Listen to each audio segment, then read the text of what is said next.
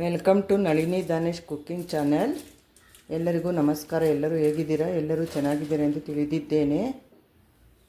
ಮರೆಯದೆ subscribe, like, share and comment ಮಾಡಿ, bell button press ಮಾಡಿ.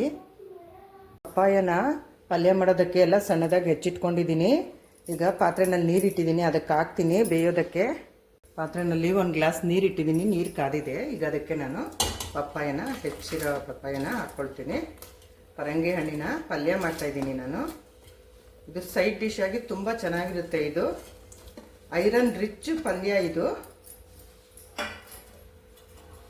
ಎ ವಿಟಮಿನ್ ಇದೆ ಇದರಲ್ಲಿ, ತುಂಬಾ ಕಣ್ಣಿಗೆಲ್ಲ ತುಂಬ ಒಳ್ಳೆಯದಿದು. ಈಗ ಇದು ಬೇಯಬೇಕು. ಇದು ಒಂದು 5 ರಿಂದ 10 ನಿಮಿಷ ಆಗುತ್ತೆ ಇದು ಬೇಯೋದಕ್ಕೆ. ಡೈಲಿ ಇದು ಪರಂಗಿಕಾಯಿ ಬೇಯ್ತಾ ಇದೆ ಪಲ್ಯಕ್ಕೆ. ಇದನ್ನು ಒಂದು 5 ನಿಮಿಷ ಆಗಬೇಕು. ಪರಂಗಿಕಾಯಿ ಪಲ್ಯಕ್ಕೆ ನಾನು ಒಗ್ಗರಣೆಗೆ ಇಟ್ಟಿದ್ದೀನಿ. ಇದಕ್ಕೆ ಒಂದು 3 ಸ್ಪೂನು ಎಣ್ಣೆ ಹಾಕ್ಕೊಳ್ತಾ ಇದ್ದೀನಿ. ಎಣ್ಣೆ ಕಾಯಬೇಕು.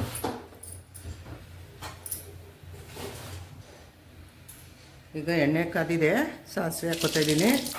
ಒಗ್ಗರಣೆಗೆ ಸಾಸಿವೆ, ಜೀರಿಗೆ, ಕಡಲೆಬೇಳೆ. 1 ಸ್ಪೂನ್ ಸಾಸಿವೆ, 1 ಸ್ಪೂನ್ ಜೀರಿಗೆ, 2 ಸ್ಪೂನು ಕಡಲೆಬೇಳೆ ಹಾಕ್ಕೊಂಡಿದ್ದೀನಿ ಒಗ್ಗರಣೆ ಮಾಡೋದಕ್ಕೆ ನಾನು.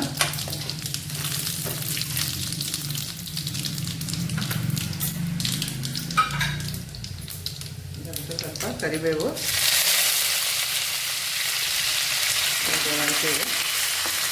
ಹಸಿಮೆಣಸಿನ್ಕಾಯಿ ಒಂದು 4 ಉದ್ದುದ್ದವಾಗಿ ಹೆಚ್ಚಿಟ್ಕೊಂಡಿರೋದು. ಈಗ ಈರುಳ್ಳಿ 2 ಗಡ್ಡೆ ಹಚ್ಚಿಟ್ಕೊಂಡಿದ್ದೆ, ಮೀಡಿಯಮ್ ಸೈಜು ಹಾಕ್ತಿದ್ದೀನಿ. ಬೇಯಬೇಕಿದೆ ಇದು.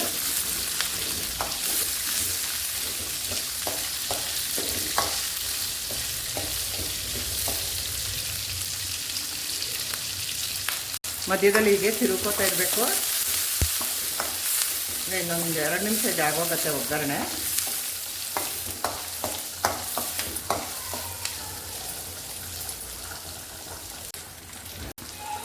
ಒಗ್ಗರಣೆ ಬೇಯ್ತಾ ಇದೆ ಪರಂಗಿಕಾಯಿ ಪಲ್ಯಕ್ಕೆ, ಪಪ್ಪಾಯ ಪಲ್ಯಕ್ಕೆ.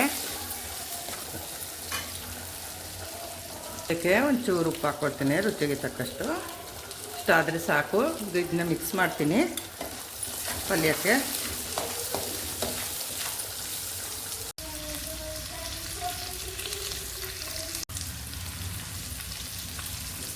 ಒಗ್ಗರಣೆ ಆಗಿದೆ. ಈಗ ಬೇಯಿಸ್ಕೊಂಡಿರೋಂತಹ ಪಪ್ಪಾಯನ ಹಾಕ್ಕೊಳ್ತಾ ಇದ್ದೀನಿ. ಹಾಕ್ಕೊಂಡಿದ್ದೀನಿ. ಅದಕ್ಕೆ ರುಚಿಗೆ ತಕ್ಕಷ್ಟು ಉಪ್ಪು ಹಾಕ್ಕೊಳ್ತೀನಿ. ರುಚಿಗೆ ತಕ್ಕಷ್ಟು ಉಪ್ಪು. ಈಗ ಇದನ್ನು ಮಿಕ್ಸ್ ಮಾಡ್ತೀನಿ. ಎಲ್ಲ ಮಿಕ್ಸ್ ಮಾಡ್ಕೊಳ್ತೀನಿ.